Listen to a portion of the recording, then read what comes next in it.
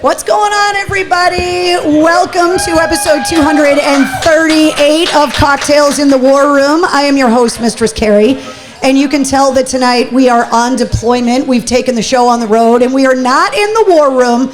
We are actually live at the Rising Eagle Public House in Melrose, Massachusetts, and we're here with the home base program, and we're here with the Regimental Spirit Company. So the first thing I want to do is welcome everybody to the show. Cheers. This is the Mistress Carrie cocktail. Got a little mint in there. You guys know how we do it. So if you're new to Cocktails in the War Room, let me run it down for you. Back on March 14th of 2020, when the pandemic started, we started getting together every night at 8:30 from the room in my house that is called the War Room, which is where all my military stuff is from my trips overseas, but it's also where the bar is. We got together for 80 nights in a row, starting March 14th of 2020, and then when we launched the Mistress Carrie podcast, Cocktails in the War Room became a weekly show. Normally, we get together at 8:30 every Tuesday night, but because we're at this amazing event in this awesome place here in Melrose, we wanted to start the show a little early. So, want to say what's up to Michelle and Christine, Elsa joining us, Patrick, Carol is here, Kim, let's see, Mark is here as well. A lot of the War Room family is here at the public house, but also a lot of people watching online. And we're here with Regimental Spirit Company, who was started by some of the guys that I was in Afghanistan with. We've talked extensively about my trips overseas on the show. And one of the other people that I met on that trip is actually here with me tonight. What's up, General Hammond? Carrie, it's great to be with you. It's a little weird having cameras and lights, right? Normally it's a radio thing. We don't have to worry about what we're wearing. So we want to let everybody know what's going on, because next month the Run to Home Base is happening. For anybody that is unaware, because we know there's people joining us from all over. So by the way, if this is your first time here in the War Room with us, chime in on the comments. Let me know where you're watching from. Let us know if it's your first time joining the show so that we can welcome you properly. Lisa's here. Jennifer is joining us. What's up, Jason? So next month, the home base program has its annual Run to Home Base. For anybody that doesn't know what the home base program is, it's the partnership between the Boston Red Sox and the Mass General Hospital. Or did they change the name of it now? No, they're still Mass General. They're part of the Mass General Brigham system, though. Okay, yes, because there's been hospital mergers and all of that stuff. Do you want to quickly tell the story of how the home base program started? Yeah, it's an amazing story. It begins with a lot of love, right? And so the Red Sox, everybody that is familiar with the whole reverse the curse situation back in 2004, the new owners of the Red Sox actually signed the contract to buy them on September 10th, 2001, one day before 9/11. One of the primary owners, Tom Warner, was actually scheduled to fly on one of the planes that eventually was crashed into the World Trade Center. Last minute decision to fly to LA, but pretty impactful for him for a near miss. Yeah. The other piece was his dad served in the OSS during World War II, during the Normandy invasion. For those that don't know, the OSS was the precursor to the CIA and our special operations community. As you always know, when you win the World Series, you go to the White House and there's a big celebration. But the Red Sox decided to go to Walter Reed and spend some time with the Warriors. They did that in 2004. They met with them. They were moved emotionally. They were only supposed to stay like an hour, right? And the whole team ended up staying all day. They were there for a long, long time. And then what happened was the ring ceremony, they flew up some guys from Walter Reed back in 2005 when they had the ring ceremony and opening season. Flash forward 2007, new World Series. Everybody's excited. Back to Washington, back to the White House, back to Walter Reed. A 1 hour visit lasted 5 hours. That was when we had the most catastrophically injured men and women. It was a surge in Iraq. And as they left there, Tom Warner said, we need to do something. And when they got back to Boston, they put words to deeds. They then met with Mass General, the president of Mass General, Peter Slavin, Dr. Peter Slavin, and they built a partnership which became the first private sector clinical program in the nation to care for our wounded veterans, active duty service members, and military family members. Since those humble beginnings, Home Base has now cared for more than 30,000 veterans, family members, and active duty service members from all 50 states. Wow. And we've flown them in from 13 countries, all at no cost. They get the best care possible. We leverage the faculty of Harvard Medical School, Mass General, Spalding Rehab, Mass Ioneer, all these amazing medical institutions to develop innovative, unbelievable breakthrough care for PTSD, post-traumatic stress, traumatic brain injury, depression, and all of the mental health related injuries that our warriors feel. So now today, we treat the most injured veterans in the country. Every week, we have 24 veterans fly in from around the world. We treat the most injured special operation team members. We treat 12 of them every month through the 2-week program for PTSD. And every week, 5 special operators fly into Boston for our brain injury care. And then finally, we treat the most injured military family members, and those are the surviving family members of suicide. And many of these spouses have witnessed a suicide at the kitchen table in front of the family, walked in and seen the remains. Some of the most hurt and injured people you can imagine. We are able to leverage the greatest resources available to treat the most complex injuries in the country. So to kind of stitch the story together about how you and I met, so after I came home from Iraq in 2006, and then the Red Sox won the World Series in 2007, and that birthed the Home Base program. When you guys decided you were going to launch the Run to Home Base, a 9K race through downtown Boston, crossing the finish line at home plate, I said to all my old bosses at WAF back in the day, oh my God, I want to run this thing. I don't like running, but I want to run this thing. I want to cross home plate. And so I love being able to say that I ran the first Run to Home Base. So when I went to Afghanistan in 2011, you were the commanding general, and that's where I met you when you were still in the Army. You're since retired. And when you got home from Afghanistan and retired from the Army, you are now the executive director of the Home Base program. So once again, we get to hang out. And it's amazing. And for those who don't know, as Carrie mentioned, after her deployment to Iraq and the time she spent there, she made the decision to come to Afghanistan. And we were fortunate enough to be the unit that she spent time with and embedded with. And as an embedded reporter and journalist, she spent a huge amount of time with us. She did her show live every day, which was a huge link to our families back home. And let me tell you, technology in 2011, we couldn't do Cocktails in the War Room from Kabul. Like, no. Even though the internet was a thing, the internet speed, web streaming, all of that stuff was just not accessible the way that I can do it from home in the War Room now. And what was really great about it was there was so many Massachusetts troops there. Eric Denoto, who's floating around here somewhere. Who is the owner of Regimental Spirit Company, which is how we all ended up here together. And That's Eric, for you, Denoto. There he is. He's behind the bar. And Eric, with his partner on the top of a roof in Iraq having cigars, said, someday we're going to have a distillery. Someday we're going to make bourbon. And they made good on it, and they continued that conversation in Afghanistan. But while we were there, Carrie just did an amazing job with us. And for those who don't know, she's kind of a go-getter. She doesn't blend in well. What do you mean? She doesn't blend in well. What about this doesn't blend in Afghanistan? Is anybody not?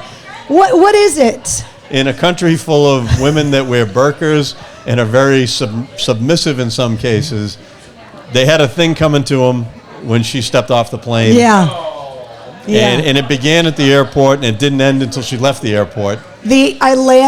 So for anybody that's new to the War Room, when the pandemic started, we started getting together for Cocktails in the War Room. And anybody that knows me knows, as long as I've got a microphone and headphones on, I'm good to go. As soon as you put a drink and a microphone in my hand, I start telling stories. And so people started asking in the comments, what's up, Ryan? Keith is here. Donna, Tracy started asking questions about my trips overseas. And I started telling the stories. And as soon as I landed in Afghanistan, because I flew straight from Logan in Boston, they lost my luggage at Heathrow. And so the only thing I had was my carry-on that had my computers and my cameras. I had no underwear and no body armor and nothing in between. And so I had to go to the PX with your guys and buy underwear. Now, it was a moment for them. Yeah. And this was before women were opened up to all branches and jobs in the military. So I was with the infantry. There were no women around. And now I'm trying to find ladies' underwear in Kabul because and I'm glad to say none of them had any. None of them had them, thankfully, but they all had strong opinions about the selection that was available and what I should be buying. So that's my introduction to the guys in Afghanistan, was shopping for underwear, because for 2.5 days, and when people ask me about the friendships, right, the relationships that I built, there are a few stories that I tell. The first one is that as soon as I landed and we realized my luggage was gone, my producer Mike's luggage arrived, we go outside and the guys are like, "Where's all your stuff?" And I said, "It's lost." "Oh, you trying the Mistress Carrie cocktail? It's delicious, isn't it?" This is my favorite now. Yeah, I it's think good. It's better than mine. Yeah, it's delicious. Yeah, you have your own drink too. I like yours better. And every guy in the platoon offered to take their body armor off for me.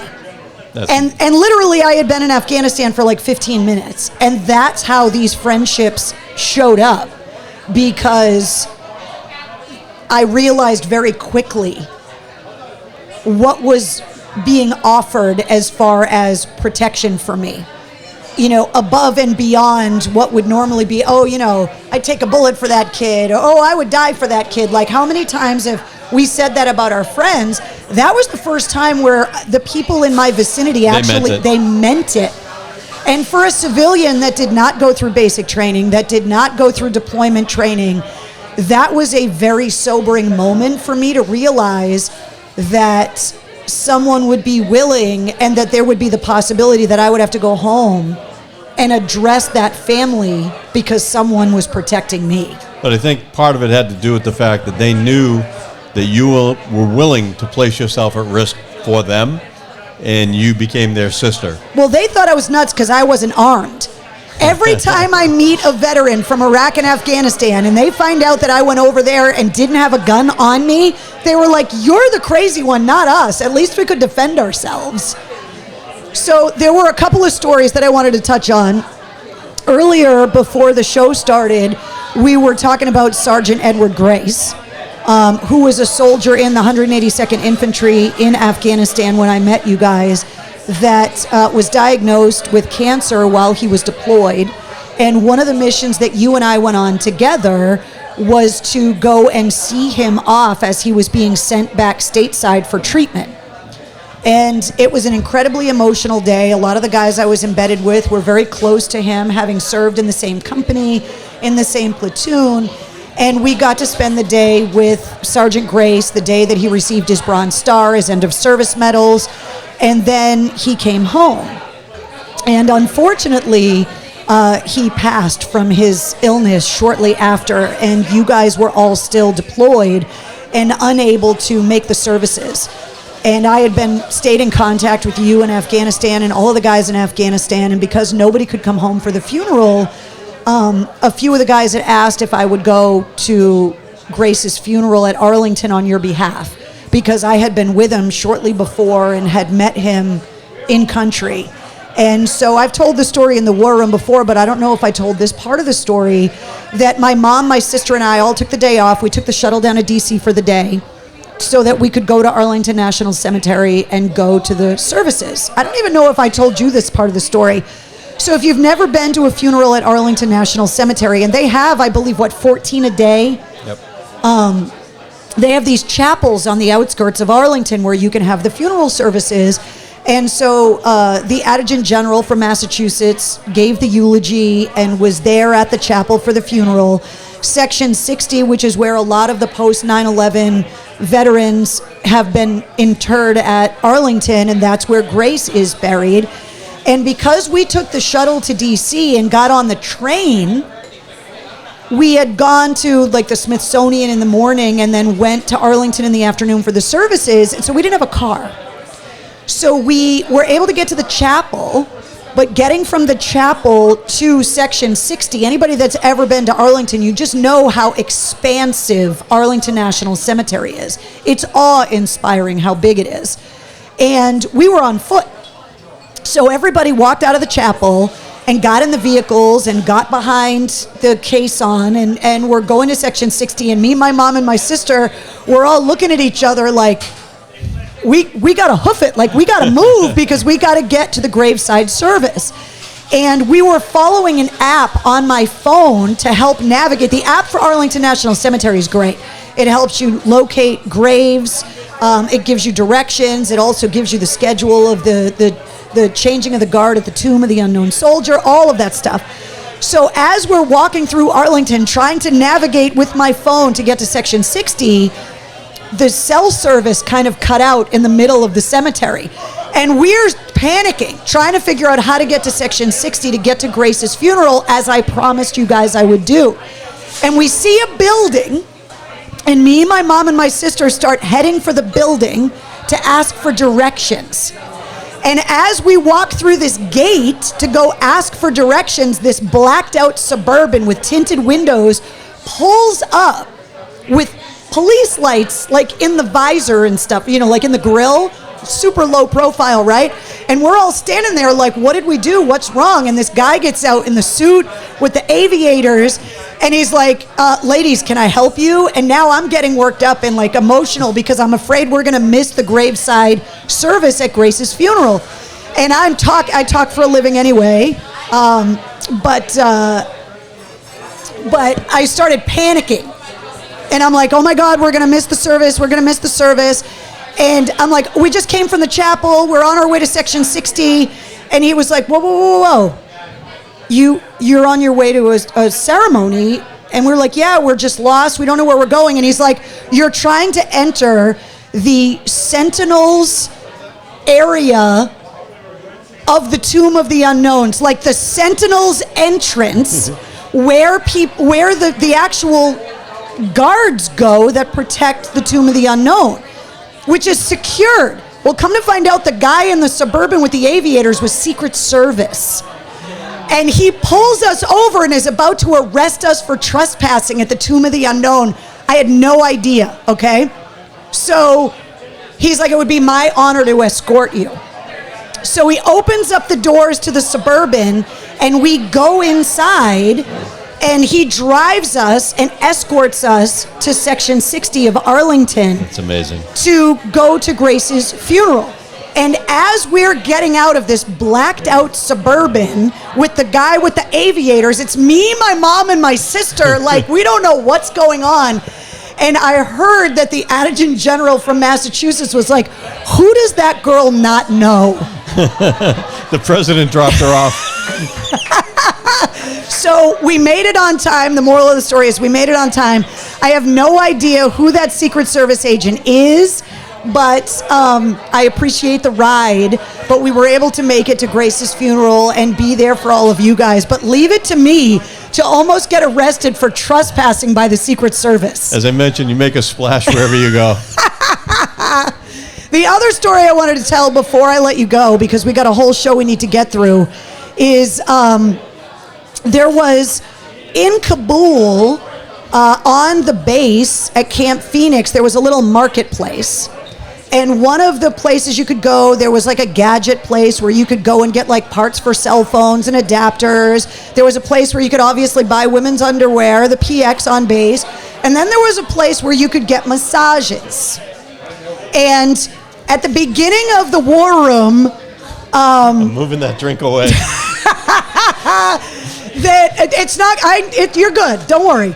So I heard a rumor about this place, and that you could go and get massages because a lot of guys had injuries. You could go get massages, but if you went in and asked for the blueberry cobbler, it was different. It was different. And there were a lot of rumors about the blueberry cobbler, and all of the guys, the infantrymen that I was with, were begging me, since I was the only girl, to go and get a massage and ask for the blueberry cobbler because they wanted to know what would happen if I did it.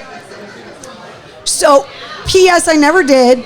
PSS, the place got busted and shut down afterwards. We busted it. And exactly. And then you guys all come home. We start Cocktails in the War Room.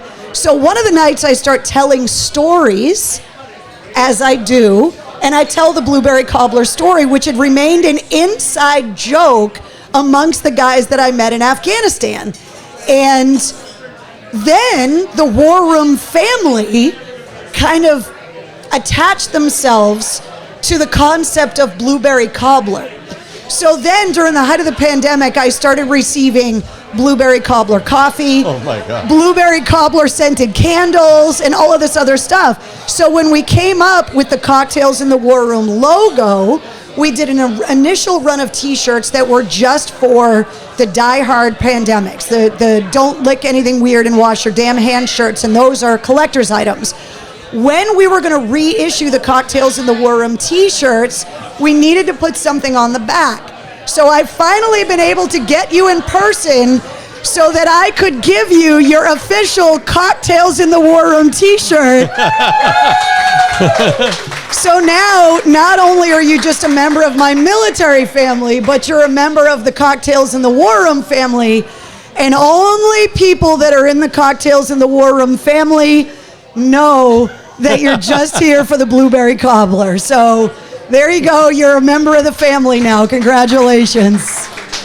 Thank you. Your secret's safe with just the family members of the War Room now, General Hammond. So obviously, none of us ever got in trouble. It was No. all fine. But it ended We up... actually shut it down. Yeah, exactly. However, it ended up being a really funny inside it is a joke good for all story. of us. And so when people wear these blueberry cobbler shirts, only people that are in the know what it means. That's right. So now you have your own shirt now. Thank you. So we are here at the Rising Eagle Public House here in Melrose. We're raising money. We've got a ton of raffle tickets. We've got Jelly Roll tickets. We've got Nickelback tickets. We've got Brett Michaels Party Gras tickets. The raffles are getting updated on the board. And as we do with the War Room, we have a whole show we have to get to. So I'm going to let you have your drinks and chill. If I could just add one thing. Yeah. So if anybody is in the Boston area on July 22nd, first of all, we'd love to have you join us for the run one way or another, whether you run or go to support it. If you come there in the morning, Saturday morning, At 7 o'clock. Fenway Park. At Fenway Park. We're going to have probably, I think it's 5 or 6 SEALs jump in to Fenway Park in the morning to start off the run. Yeah, they're skydiving into Fenway Park, which is unbelievable. And all former Navy SEALs. And then that evening, the Red Sox have been amazing to support us over the years and continue to support us. And every year we try and highlight a different group of veteran elements of the military. We've recognized Vietnam veterans. We've recognized families of the fallen. Last year we recognized our black veterans.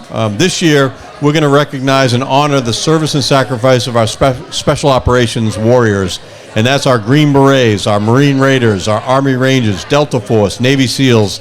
And we're going to have a bunch of them on the field in a pregame celebration. So if you can get to Fenway that night, join us for that. If not, join us that morning for the celebration at the Run to Home Base. And for anybody that's going to go as a spectator, they open up Fenway Park in a way that you don't normally get access to the park. Full access to the park. We have the trophies on display. You can take pictures of the World Series trophies. Wally's there. There's just so many amazing things that you can participate in. Bring your families, bring your kids. There's no cost to just come and join us. Yeah. If you want to support the runners, we'd love that. But if you don't, just come there to clap your hands and thank everybody for the support they do. And it's really, really cool because the run is amazing. There are people that are really good runners that are running for time. Then there's the people like me that were just trying to finish.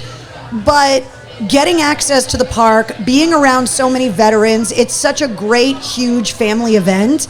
And the people that are running are raising money, so this has been an initiative for them for a while. Yeah, the winners are the people that are just running and walking. Yeah. Frankly, there's no trophy. Yeah. I couldn't tell you, I've been there for 10 years, I couldn't tell you the names of anyone that won the race because they don't get a trophy. Yeah. The winners are the families and the runners that just that slog it out and raise the money to support our wounded veterans and family members. And to cross home plate as the finish is pretty spectacular. To get that picture standing on home You plate. will never get on the field unless you do the run to home base. Yeah, it's pretty awesome. Well, thank you for coming out to the fundraiser tonight. It was so good to see you. Great to see you. We'll see you next month at Fenway. Yep. Have a fantastic 4th of July long holiday weekend. And thank you guys, obviously, for all that you do. I've had several friends go through a lot of the programs at home base, and it really is helping and saving lives for our veterans. And it's the least we can do is try to raise awareness for these organizations and raise money to help home base. No, thank you. And really our best wishes to the War Room. Yes. We hope whether you can join us virtually or in person, you do. And you've got an amazing person here. Oh, thank you. Round of applause for General Hammond. We're gonna have his cocktail be our cocktail coming up. So, but we do have a bunch of other business stuff that we need to take care of. So, if you're new to the War Room, we're always talking about all of the concerts, all of the stuff that's going on. So, if you want to donate to the Run to Home Base, you can scan the QR code on the screen right now, and you can make a donation to this year's Run to Home Base. There are also some events I want to remind you guys about that are happening, including the Pikes Hair Fest coming up on August 19th. That's going to be headlined by the Four Horsemen, the Metallica tribute band. But it's going to be Shot of Poison, Welcome to the Jungle. There's so many great bands. And that's 100 FM The Pike in Worcester, where you can find Mike Shue and I every day. He's doing mornings. I'm doing afternoons. Then the Pikes Rock Fest is going to be September 9th at Indian Ranch in Webster. All of the lineups for both of those shows are there. You can also check out 50 Years of Rock of George Thorogood.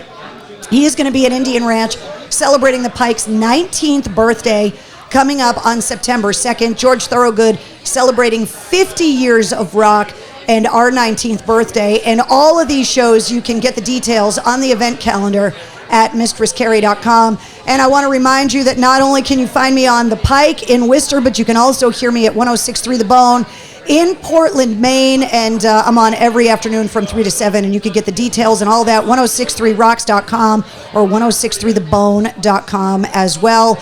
And we are here with Regimental Spirit Company. So one of the things that we always do here in the War Room is go over cocktail recipes. So I introduced you to General Hammond.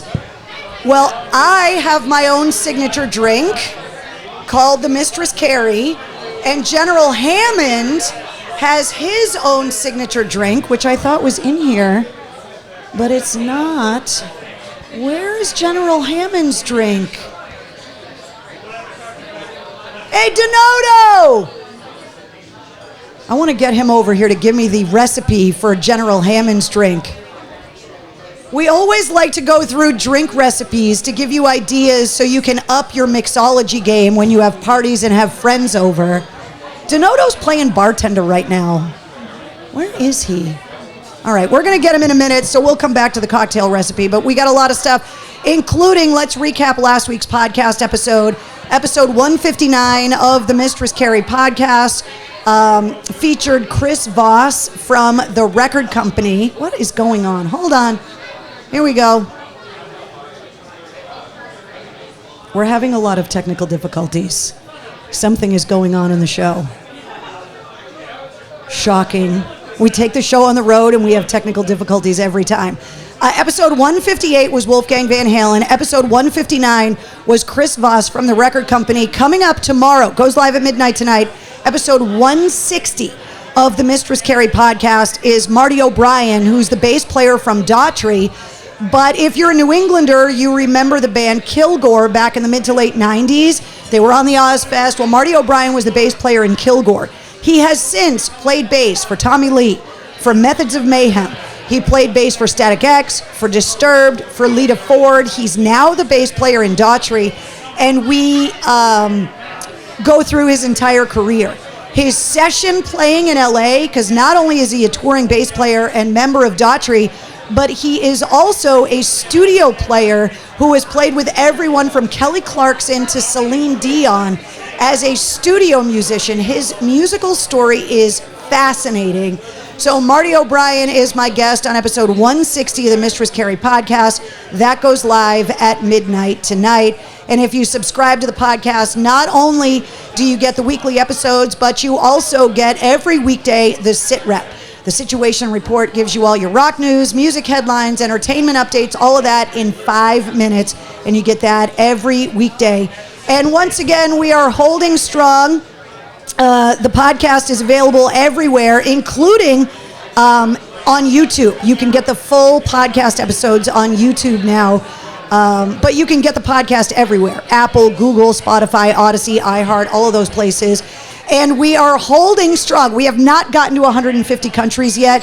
Holding out at 149 countries right now where you can hear the Mistress Carrie podcast, which is huge. If you're celebrating your birthday tonight, on June 27th, you share your birthday with singer Lisa Germano and also Bruce Johnson from the Beach Boys. So happy birthday to you and happy unbirthday to Keith, as we always say as well. Hopefully he's got pants on. My drink is delicious. All right, I want to run down some music headlines for you before we finish up the show here at the Rising Eagle Public House. The new Stained album coming out in September. It's called Confessions of the Fallen. The new song Lowest in Me is out now. Nita Strauss released her video for the song Victorious with Dorothy. So if you haven't checked that out yet, her new album, The Call of the Void, comes out in a couple weeks on July 7th. The Dropkick Murphys have gotten more dates scheduled around New England outside of St. Patrick's Day. Shows in Maine, New Hampshire, and Connecticut. And all of those are up on the events calendar at mistresscarrie.com, including the sold-out show Greta Van Fleet at the Garden on September 15th, Queen and Adam Lambert at the Garden on October 15th and 16th, Aerosmith on New Year's Eve at the TD Garden with the Black Crowes. That's New Year's Eve. That's the Peace Out Farewell Tour. And Tool just announced they're going to be at the Garden on November 15th. All of those tickets are on sale right now, and all of them are up on the event calendar at mistresscarrie.com. Just announced Thrice is going to be at Big Night Live at the Garden coming up on October 11th. That show got added to the event calendar. The Xfinity Center has got a lot going on. Dave Matthews was just there. Avenged Sevenfold is going to be there July 19th. Bret Michaels Party Gras, Godsmack and Stained with Nothing More, Mudvayne. That's with Cold Chamber, Nonpoint, Guar, and Butcher Babies. Jelly Roll and the Backroad Baptism Tour. Foreigner with Loverboy. Disturbed with Breaking Benjamin and Ginger. Ghost is going to be there with Amon Amarth. Nickelback on August 22nd. The Offspring on September 3rd.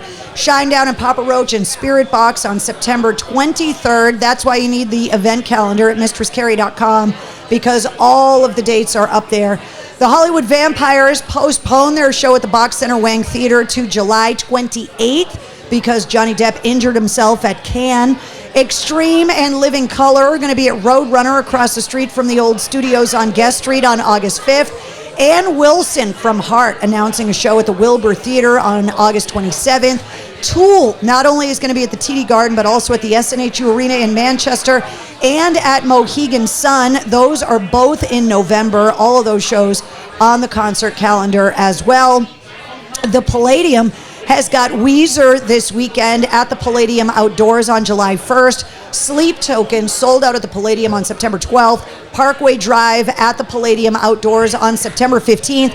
That kicks off the return of the New England Metal and Hardcore Festival Friday and Saturday, September 15th and 16th. Parkway Drive, headlining night number 1. Lamb of God, Hatebreed, and Shadows Fall, headlining night number 2. And it's nice for the first time in 5 years to have the New England Metal and Hardcore Festival back at the Palladium.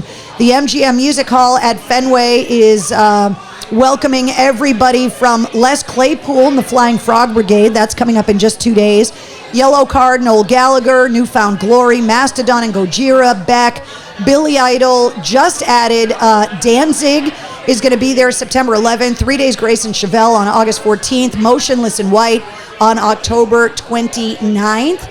And also, The House of Blues in Boston welcoming the Struts on July 18th, Asking Alexandria and The Who with Bad Wolves and 0936. That show's happening September 12th. Corey motherfucking Taylor is September 13th. His new solo album, CMF2, coming out a couple days later on September 15th. And new releases coming out this Friday. Frank Zappa, the previously unreleased album, Funky Nothingness, is coming out this Friday. The Who, Rumble of Thunder, the deluxe album coming out, and Modest Yahoo Live in Brooklyn. Those albums are all coming out this Friday. Mail call here at the Rising Eagle. First of all, an amazing, amazing picture of one of our own running the BAA 10K, Bish. Way to go, Bish. Nicely done. Brings me the picture, a little bit of artwork to add to the war room, which I absolutely love. Carol also dropped off the anise toast that Grandma made. Oh, I wish that you could smell these cookies through the screen. They are so good with my coffee in the morning, so thank you to Carol. And hold on, I got one more thing. Melissa brought this. I didn't want to open it until we were on the show.